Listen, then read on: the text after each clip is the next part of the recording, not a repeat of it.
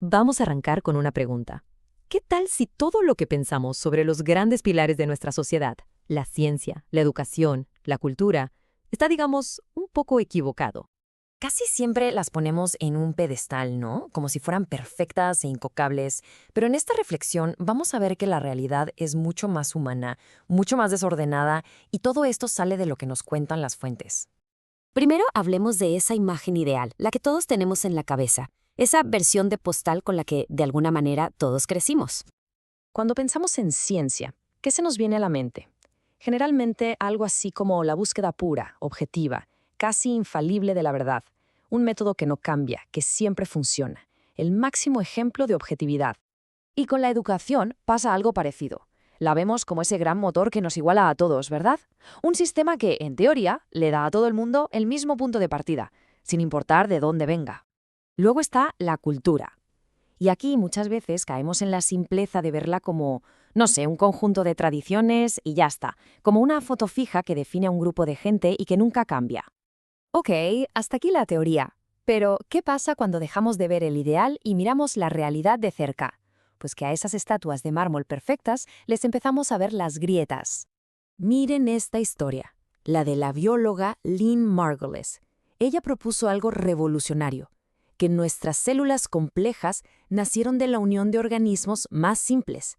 Una idea increíble. ¿Y qué pasó? La comunidad científica le dijo no. No una ni dos. 15 veces rechazaron su artículo. Esto nos deja algo muy claro. La ciencia no es un paseo tranquilo hacia la verdad. Es un campo de batalla muy humano, con sus egos, sus políticas y sus sesgos. Ahora, pasemos a la educación. Esa idea de que es el gran igualador se topó con una pared durante la pandemia. Estos datos de América Latina son un golpe de realidad. Muestran una brecha digital tremenda. Básicamente, si tenías acceso a Internet o una computadora, dependía totalmente de dónde vivías o de tu situación económica. El aprendizaje se volvió de todo menos igualitario. Y pensemos en la cultura. Algo tan aparentemente simple como preparar un mate argentino, resulta que no es solo echar agua caliente a la hierba. Es todo un ritual. Es una forma de comunicación social, tiene sus propios objetos, sus pasos, es un lenguaje en sí mismo, mucho más complejo que solo una tradición.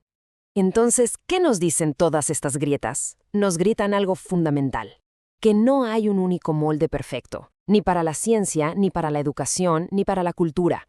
La realidad es, por suerte, mucho más desordenada y compleja. De hecho, hay filósofos como Paul Feyerabend que lo decían clarísimo.